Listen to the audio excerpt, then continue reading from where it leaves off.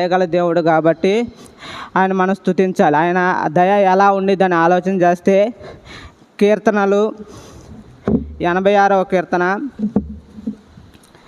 కీర్తనలు 86వ కీర్తన 5వ చరణం చదువుకుందాం.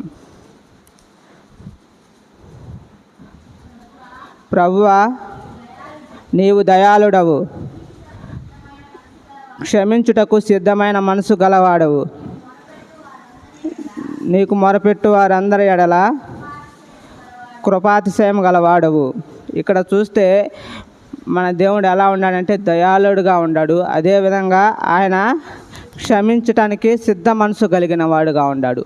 ఆయన దయ ఎలా ఉందంటే మన చేస్తున్న తప్పుల్ని కానీ ఏదైనా ఆయన క్షమించటానికి సిద్ధ మనసుగా ఉన్నాడు. అటువంటి దయగలవాడు. అంటే మనం తెలిసి చేస్తూ ఉంటాం, తెలియక చేస్తా తప్పులు చాలా ఉంటాయి.